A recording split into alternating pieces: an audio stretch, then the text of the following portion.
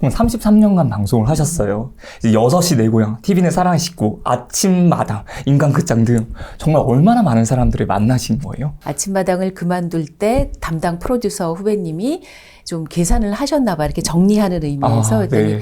18년 보름 동안 한 23,400명을 만났다고 해요. 네. 그러니까 그 외에 프로그램까지 하면 한 3만 분을 만나지 않았을까 싶은데 정확히는 모르겠어요. 와, 그렇게 만나신 분들 중에 성공하신 분들도 많이 있을 거잖아요. 네. 그럼 그 사람들 중에 정말 멋있다라고 생각하시는 분들, 그분들의 말은 좀 달랐나요? 이제 소위 성공의 기준은 모두가 다르게 생각할 테지만 이제 남들이 알아줄 만큼 자기 분야에서 자기 이름값을 하고 있는 사람들의 공통점이 그래도 뭘까라고 생각을 해보니까 딱 하나였어요. 자기다움. 예를 들면 안성기 선생님 같은 경우는 생방송 거의 2시간 전에 오셔서 차분하게 준비를 하셨고, 배우 김혜자 선생님의 경우는 인상적인 것이 선생님께서 쓰고 계신 분장 가방이 30년 된 분장 가방이래요. 정말 딱 보면 역사와 전통이 느껴지는 낡은 분장 가방이었는데 네. 선생님 같은 대배우께서 그런 분장 가방을 열고 분장을 고치시더라고요. 그래서 어려운 어린이를 돕는 일에 무척 오랫동안 앞장서 오셨고 또 활동하고 계시는데 선생님께서 이래서 이렇게 하시는구나. 이렇게 자기다움이 다 있었어요. 그리고 제가 또 생각을 해봤는데 그 선후 관계는 잘 모르겠어요. 네. 이분들이 소위 성공을 하셔서 여유가 생겨서 배려가 있는 건지, 배려가 있는 분들인데 그렇기 때문에 성공이라는 걸 하셨는지는 잘 모르겠어요. 대부분은 여유가 있고 배려가 있으셨어요. 여유와 배려. 근데 선배님처럼, 유재석 MC처럼 이렇게 오랫동안 전 국민의 사랑을 받는 거는 쉽지 않을 것 같아요. 그럼 그분들의 좀 특색이라는 게 있을까요?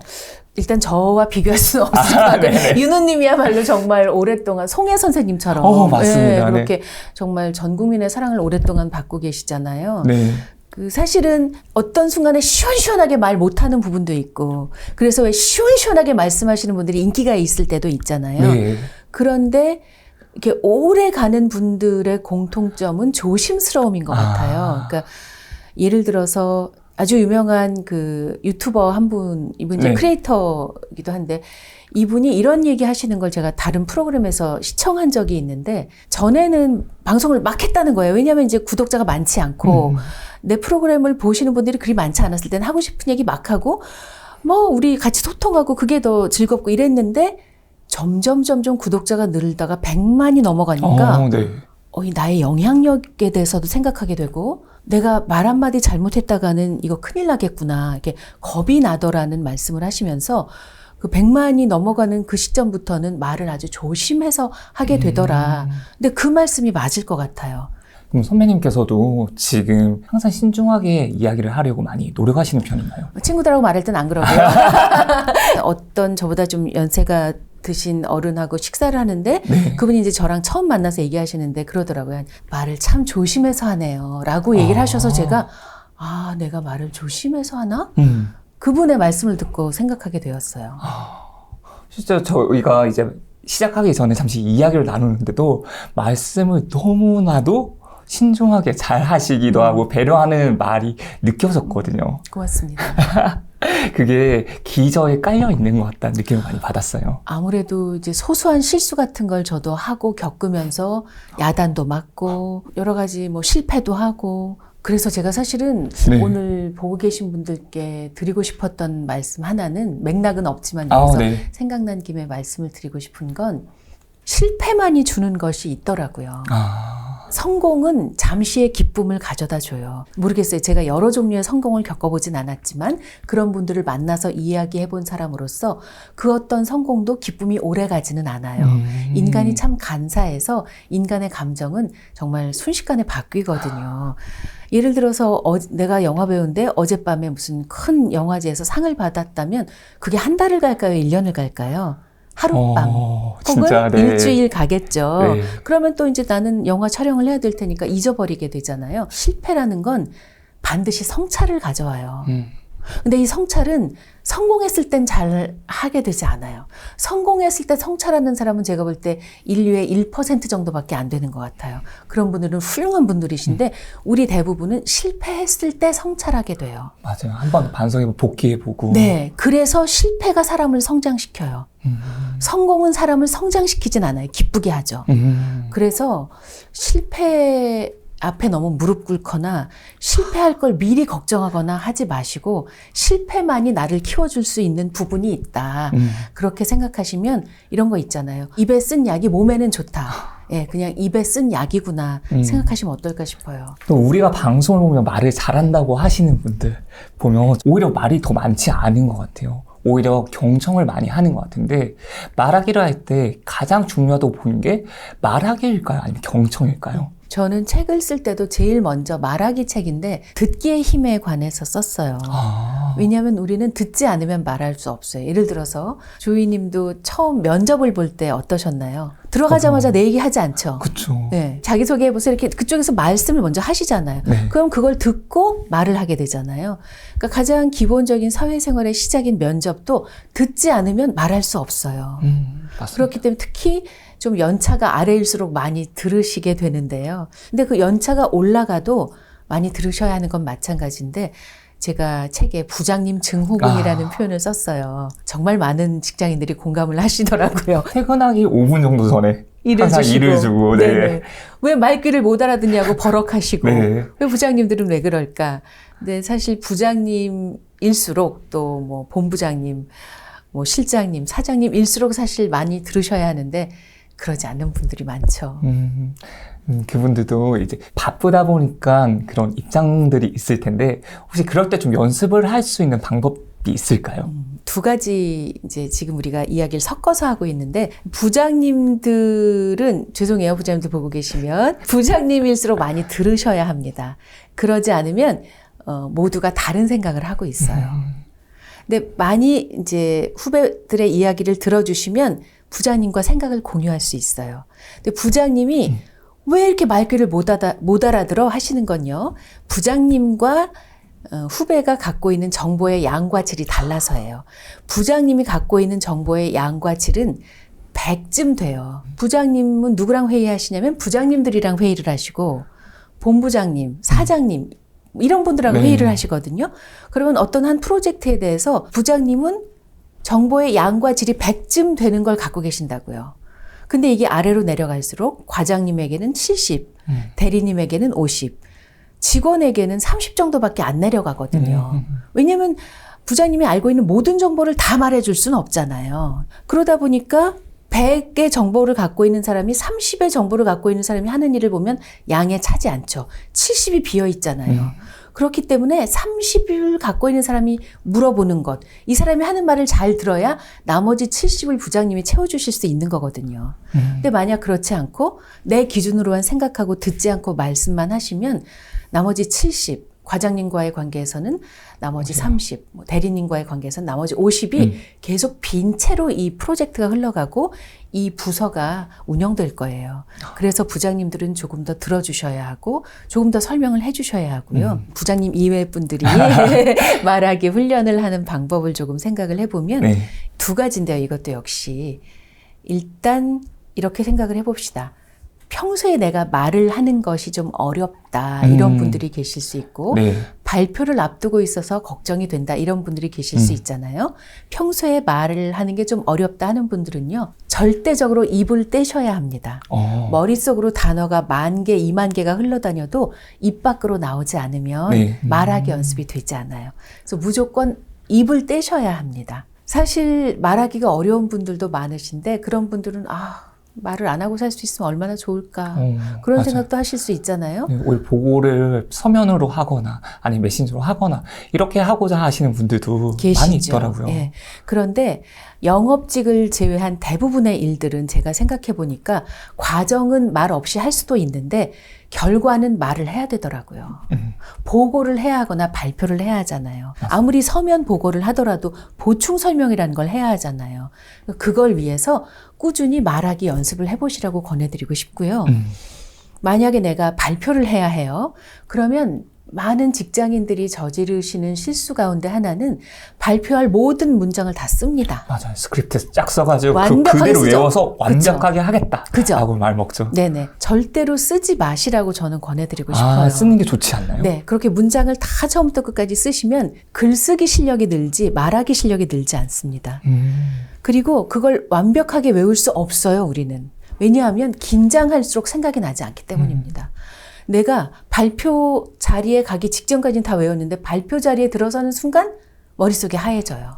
그럴 때는 핵심적인 단어들 위주로 예를 들어 내가 30분 동안 발표를 한다 그러면 30개의 단어를 가지고 연습하셔야 해요. 키워드라고 하죠. 네. 핵심이 되는 열쇠말.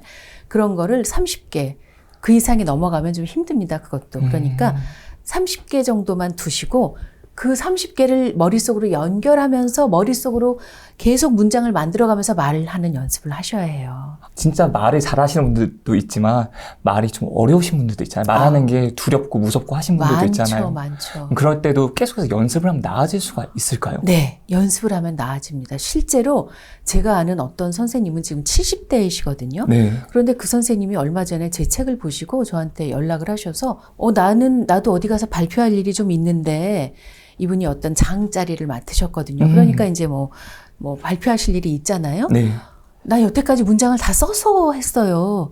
근데 이걸 보니까, 이 책을 보니까 그러지 말아야겠다는 생각을 했어요. 그러시더니 어제 문자를 보내오셔서 네. 그렇게 연습을 해서 발표를 잘 했어요. 이렇게 문자를 저에게 보내주셨어요.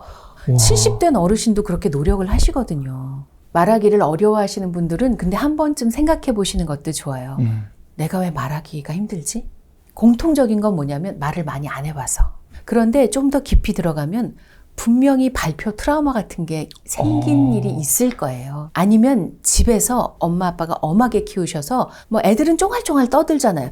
조용히 해. 밥상머리 떠드는 거 아니야. 그렇죠. 네. 예, 그렇게 말을 해서 하고 싶은 말을 마음껏 못하고 어린 시절을 보내왔거나 내가 중학교 1학년 때 정말 영어 선생님을 좋아해서 영어 시간에 발표를 잘하고 싶었는데 너무 잘하고 싶어서 오히려 실수하고 못했을 때 애들이 막 웃고 이러면 나를 비웃는다고 받아들여서 그 이후로 발표를 못하게 되었다든지 이런 경험들이 생각해보면 하나씩 있을 텐데 그걸 인지하는 게 중요한 이유는 인지함으로써 이제 나는 엄마 아빠의 꾸중을 듣는 6살 아이가 아니야.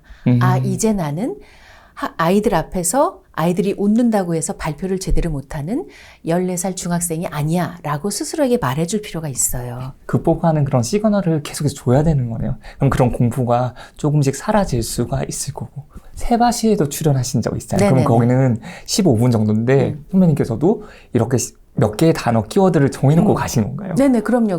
네. 세바시 같은 프로그램에서는 근데 전체 구성을 함께 공유하길 원하셨어요. 제가 이제 구성을 쭉 해서 이제 보내드려서, 메일을 주고받으면서 이제 구성을 좀 다듬었고요. 그러고 나서 이제 거기 PPT를 제가 이제 몇 장을 준비해 갔는데, 그 PPT에 나오는 키워드들만 머릿속에 넣고 갔죠. 네. 그럼 이제 키워드를 기억해서 키워드로 이어서 말하는 걸 이제 알려주셨는데, 네네. 혹시 그거 말고 다른 연습할 수 있는 방법도 있을까요? 그럼요. 네. 사실 이제 스마트폰을 요즘은 누구나 쓰고 있잖아요. 그것을 얼마든지 활용하실 수 있어요. 예를 들어서 촬영을 할 수 있잖아요. 네. 앞에다 이제 거치대 이렇게 놓고 스마트폰으로 내가 말하고 내가 발표하는 걸 한번 쭉 촬영을 해보세요. 그러면 사실 자기 눈에는 안 보일 수 있어요. 맞아요. 네, 근데 주변에 선배님 중에 특히 말을 잘하거나 소통을 잘하거나 발표를 잘하는 선배님이 있을 거예요. 가서 선배님 하고 그냥 초콜릿 하나 사고 가서 부탁을 하세요.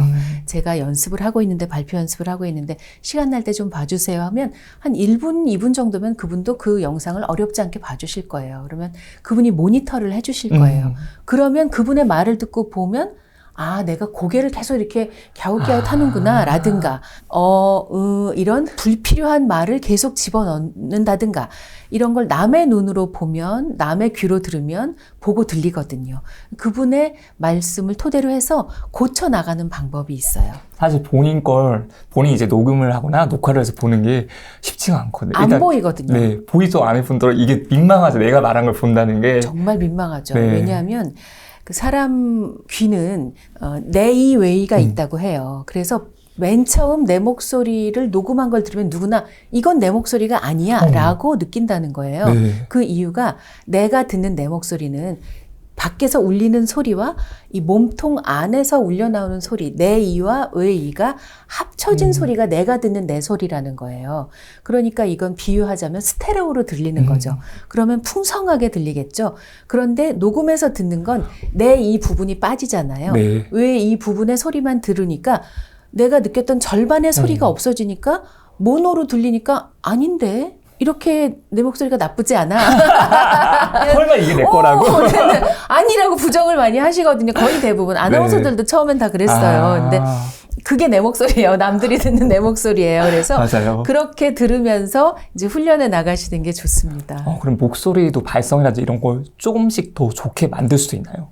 그건 정말 기초부터 오래 하셔야 하는데 오래. 혹시 여러분께서 원하실지 모르니까 발성 부분은 한 가지만 말씀드리면 우리는 모두 게으른 입술을 가지고 있어요.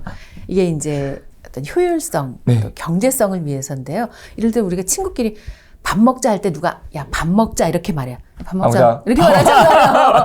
입을 거의 벌리지 네, 않죠? 벌리지 않아요. 네. 왜냐하면 입은 너무 하루 종일 말도 해야 하고 뭐 때로는 뭐 물도 마셔야 하고 밥도 먹어야 하고 바쁘잖아요. 그러니까 최대한 적게 쓰고 싶은 거예요, 에너지를. 친구나 가족과 말하기는 사적인 말하기라서 발음을 흘려도 되고 불분명하게 말해도 다 알아들어요. 그런데 우리가 지금 말하는 건 공적인 말하기죠. 발표를 하거나 면접을 보거나 공적인 말하기를 할 때는 흘려서 말하면 알아들을 사람이 없어요. 그러니까 평소에 내가 이렇게 흘려서 말을 하더라도 공적인 말하기를 할 때는 명료하게 발음을 해줘야 하는데요. 그중 중요한 게 모음입니다. 모음만 제 음가, 음의 값을 내셔도 훨씬 말이 명료하게 들려요. 예를 들어서 제가 예를 들기 좋아하는 게 아예요. 아 해보세요. 다들 이 정도 합니다. 입을 크게 벌리지 않아요. 네. 근데 그건 아가 아니고요. 제가 최근에 본 가장 좋은 아는 우리가 월드컵에서 16강 진출할 때 우리 축구 선수들 어땠죠? 하고 그게 아예요. 네, 그 정도의 크기의 네, 그렇습니다. 야 이렇게 크게 벌려야 하는 거거든요. 그러니까 또박또박 말하면서 계속 연습을 하다 보면 또박또박이 부드러워지거든요. 그러니까 또박또박 한 단어 한 단어, 한 글자 한 글자를 제대로 발음하면서 계속 연습을 하셔서 또박또박이 부드러워질 때까지 연습하시면 될 거예요. 그러면 그렇게 되면 정말 말하는 게 더 자신 있어질 것 같아요. 그럼요.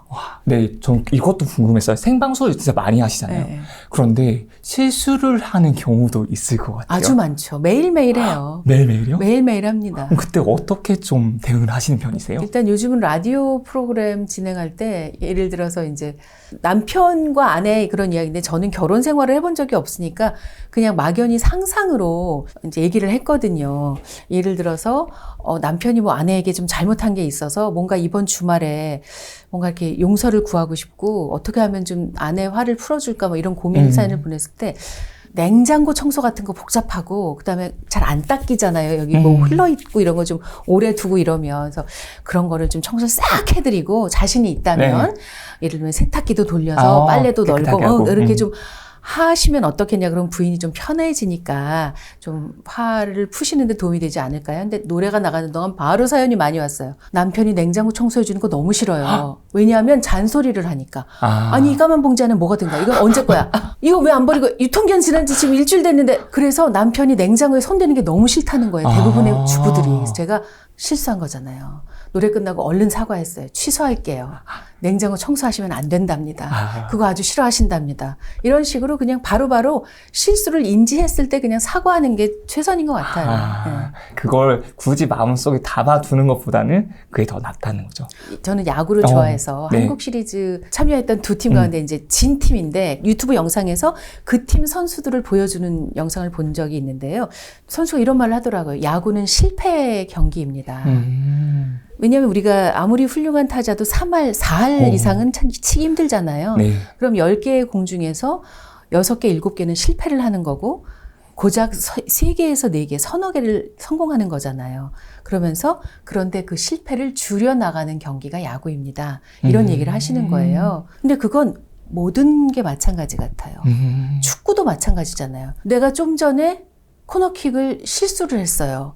그래서 우리 팀에게 좋은 찬스였는데 아니면 페널티킥에서 내가 결정적인 실수를 했어요. 그 실수를 머릿속에 넣고 있으면 다음 경기를 할 수가 없잖아요. 그러니까 항상 실수나 실패는 빨리 털어버리는 게 좋은 것 같아요. 그래서 사실 힘들어하시는 분들은 그냥 무의식 중에 그 7번을 보고 있거든요. 그걸 내가 인지한다면 자꾸 3번을 보라고 나를 이렇게 끌어당기세요, 스스로. 3번 잘했잖아. 2번 잘했잖아. 이걸 늘려나가면 되지. 이렇게 내 몸과 마음을 이쪽으로 끌어당겨 주시면 좋을 것 같아요. 내가 잘하는 강점을 더 잘할 수 있게끔. 네. 여기서 더 꿈과 희망을 찾을 수 있게끔. 네. 나이가 들수록 좀 말이라는 게 중요하면서도 참 어렵게 느껴지는 것 같아요. 그렇죠. 네. 말이란 건 결국 우리한테 어떤 걸까요? 글쎄, 저는 책에서 그런 표현을 썼는데요. 말이 당신이다. 말로써 그 사람이 어떤 사람인가를 누구나 알게 된다고 생각해요. 사실 매력적인 사람은 입을 열었을 때, 말을 했을 때, 대화를 나눴을 때 계속 얘기하고 싶은 사람이거든요. 근데 외모가 멋진데 입을 열면 아닌데 대화를 나누면 실망스러우면 보고 싶지가 않아요. 얘도 만났을 때 첫인상도 물론 중요하겠지만 서로 티키타카가 돼야 되고 말이 이어져야 되고 그리고 그 사람이 있을 때 시간 가는 줄 모르는 거는 말을 해서 유익하거나 너무 재미가 있거나 이런 부분에서 오히려 더 그런 걸 느끼는 것 같아요. 그 MC를 맡을 때도 티키타카가 되는 사람이 있을 거고 아닌 사람이 분명히 있을 거잖아요. 그죠. 예. 오히려 내가 질문을 했는데 단답형으로 끝나는 사람도 있잖아요. 많습니다. 네. 그런 분일 때는 어떻게 좀 진행을 하셨어요? 그런 분들은 대부분 네. 방송 경험이 적은 분들이에요. 그러니까 긴장하기 때문에 특히 생방송의 경우는 내가 실수하면 안 된다는 생각이 머릿속에 가득해서 그래서 단답형으로 하시는 거예요. 제가 항상 이제 아침 생방송에 오시는 방송을 전문으로 하지 않는 분들에게 늘 드리는 말씀이 있었는데 그건 바로 이거예요. 긴장돼서 생각이 안 나시면 저희 MC들이 말씀하실 내용을 다 알고 있어요. 그래서 뭐뭐뭐 하셨죠? 네. 이거라도 하게 해드릴게요. 여태까지 제가 이 프로그램을 18년 진행하는 동안 말 못하고 가신 분은 한 분도 안 계셨어요. 그러니까 진짜, 정말이었어요. 그건 뭐뭐뭐 하셨죠? 네. 만 하셔도 돼요. 편하게 그냥 네 아니요만 하셔도 돼요. 이렇게 말씀을 드리면 오히려 좀 편하게 풀리시더라고요. 이게 MC의 역량이네요, 진짜. 아니 그냥 네. 노하우죠. 요즘에 영업 비밀? 네네. 영업이 이렇게 알려주셔도 괜찮습니다. 얼마든지 쓰십시오. 감사합니다.